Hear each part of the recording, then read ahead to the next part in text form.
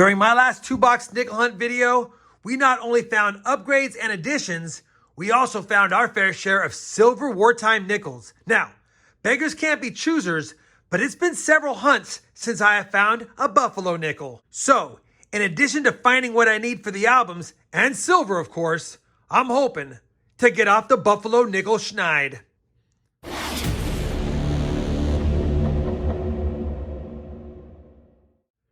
Hey everyone, it's Rob Finds Treasure. Welcome back to the channel. Let's get a 2-box nickel hunt done today. Let's see if we get the goodies for the books. I'll give you guys a look at them after the hunt, but no lollygagging. We're gonna get right to the hunt. I've got 2 circulated nickel boxes in front of me. I can tell they're circulated by the holes in the bottom, but I didn't see anything fancy schmancy from the holes in the bottom. And you guys know I'm on a buffalo nickel drought right now. Let's see if we can break that. Now, this is gonna be Hunt and Field episode 183, and it's boxes 160 and 161 for the Series 3 albums. And of course, it's only boxes 16 and 17 for the Series 4.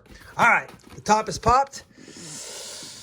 Don't see a buffalo nickel or a silver nickel ender, but it's not what's on the outside that matters. It's what's on the inside that counts. Speaking of the insides, I'll be back when I have a find for you guys, and hopefully it's a good one. Roll number 4 actually has our first find of the hunt. It's not from the 40s, it's from the 50s, but it's a better date and it's in nice condition, so I figured I'd show it to you guys. A 1952. And there's a little San Francisco mint mark down there. And the 52S, like I said, is not a key date or a semi-key date. It's not listed up here, but it is around 20 million minted and still a nice coin overall. Probably in this shape, worth about 50 cents. Could be an upgrade or if not an addition for one of the albums. That's our first find so far of the hunt. Roll number 8 of box number 1 is going to give us a first-year Jefferson nickel. And it's not in that bad a condition overall. Now, if it has a D or an S mint mark, it will be a key date, and we definitely will take that. But either way, it's a first-year Jefferson nickel in nice condition. Is there a mint mark on the back? And there is not. It'd be right next to the Monticello building on the right, and it's not there. But either way, still a lower mintage on that one as well. So technically, the first 2 nickels I have found in the box are better date ones, not key dates, semi-key dates, just lower mintages. And that's not a bad start for finds as far as quality, but quantity's a little light so far. Hopefully it heats up. Same roll, we've got another find. 1949 Jefferson nickel, minted in Philadelphia. Roll number 10, and we have a transition year nickel, and I didn't notice it by the edge, but it does look like it could be a silver nickel from the front. It does have a dot or a hole punched or a beginning of a hole punched in the middle of it though, so I'm not sure. But either way, 1942 is a tougher date for me, especially the Denver one, but we'll take it silver if it is as well. Is it silver? It's not a silver and it's not a Denver. We don't have a mint mark to the side or above the Monticello like you see on the mat. It's not a silver one, it's just a common 1942 Philly, although I don't see them too often. So yeah, now we've got some finds on the board, and take a look at this pretty nice 1968S I pulled out of the roll prior. Not a bad start to the box now. We're only 10 rolls in. Roll number 14, we have our first foreign nickel, and it's gonna be a Mexican peso, 2018. We'll take it. First foreign find of the box. Roll number 17 is going to be an odd roll for me because I don't know in the history of hunting my local boxes if I've ever found 2 Canadian nickels in the same box. Now, maybe if I hunted some Northeast boxes, but not my local ones. The first one was right in front, 1995, and when I saw it, I flattened down the roll and take a peek. There's another one right there, right here. 2 of them in the same roll. And this one, 1989. Roll number 20 has a find I don't find too often, but if I do find them, it seems like nickels and half dollars have the most. It's a proof coin. Now this one is in heavily circulated condition, but I did notice it had that S mint mark below the date. 1991 S, heavily circulated, proof Jefferson nickel. We'll take it. Another find for the board. Roll 24, our first Jefferson nickel minted in 1941 from Philadelphia. Just grabbed roll 26 out of the box. Literally saw a green edge, so I figured I'd flatten them out and take a quick peek. Once I saw we had the Denver mint mark right there, I knew we had some silver, so I grabbed the camera. First silver nickel of the box, right in the middle of the roll. It's Denver minted. The tougher date's the 43D, but for the Series 4 book, we don't need a 43D. I'll take it either way. It's going to be a filler most likely. And it's a 1945 Denver, and that's our first silver nickel of this hunt, and still no buffaloes.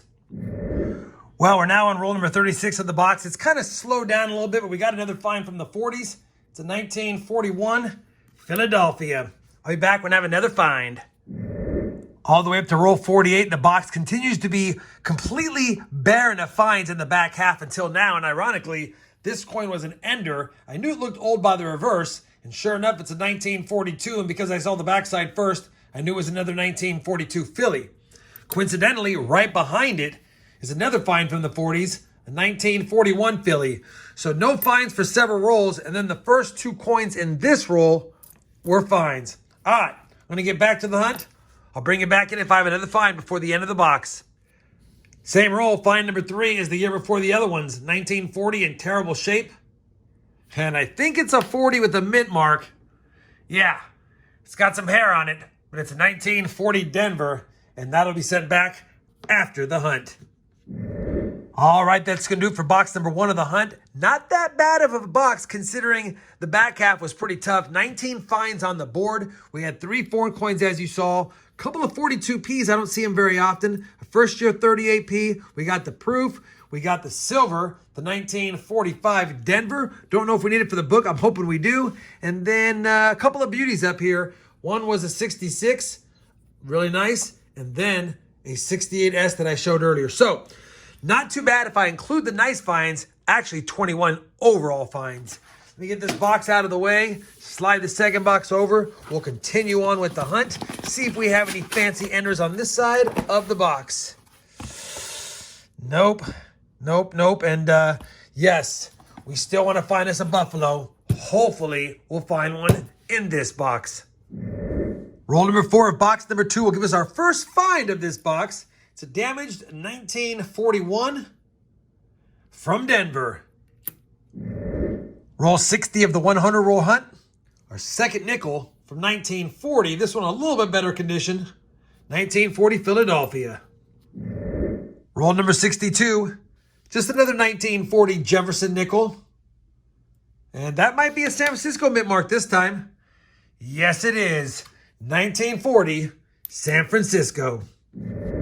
Roll number 65, our first Jefferson nickel from 1948.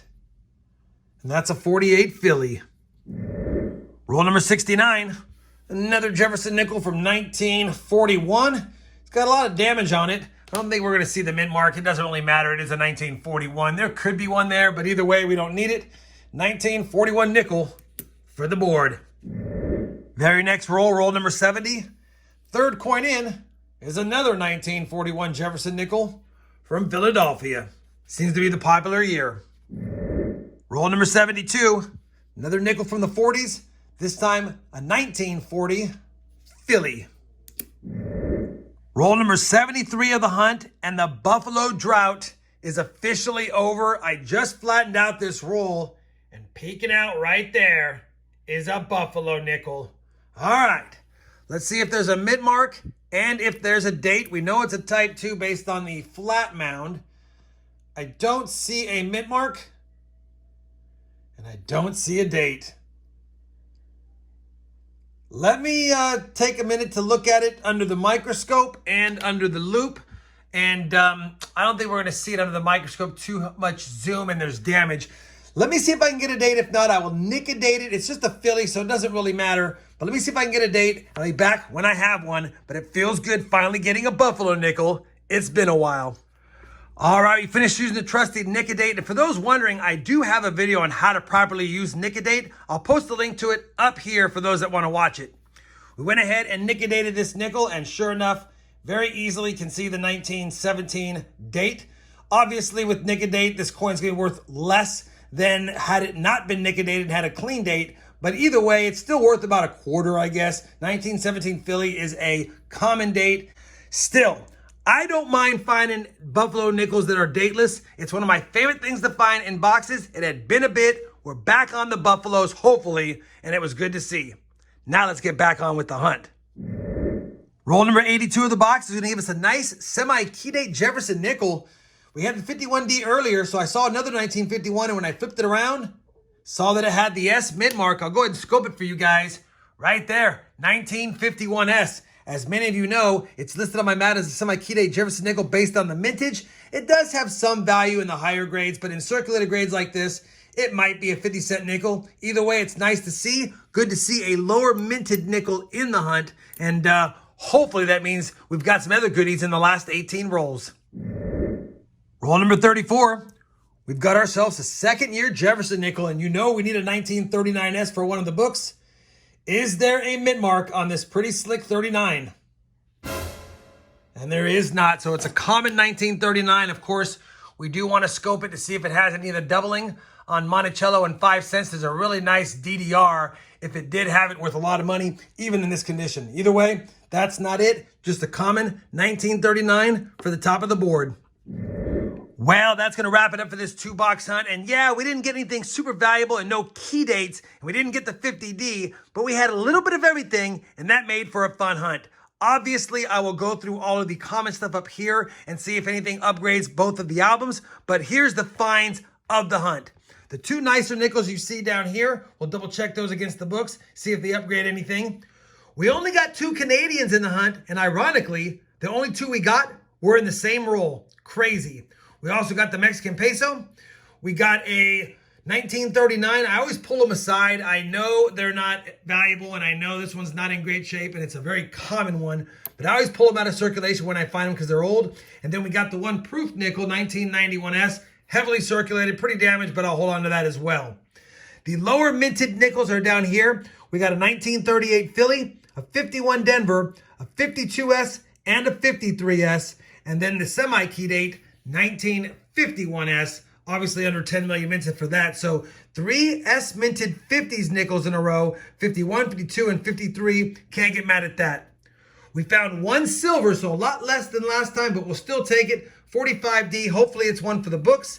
And then we got off the Buffalo Drought with a Schneid with a 1917 Philly. It's unfortunate that I had to nickadate it, but it's a common one, and it's always nice seeing the date and not having to guess what it was, because that would drive me crazy.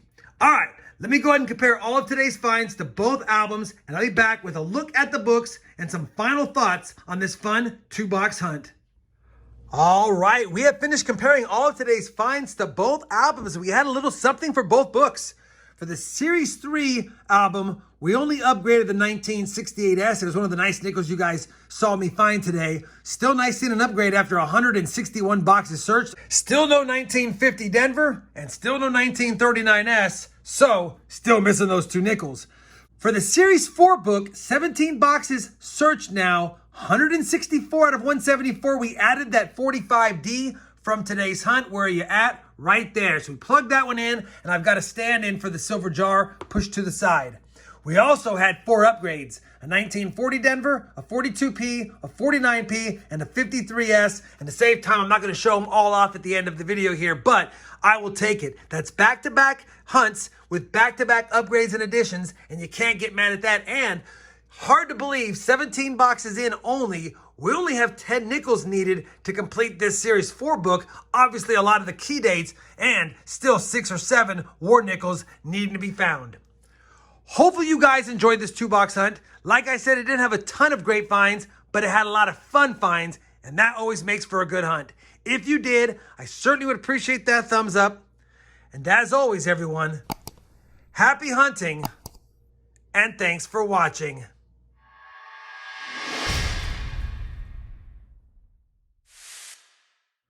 Another hunt, another silver snack for the silver jar.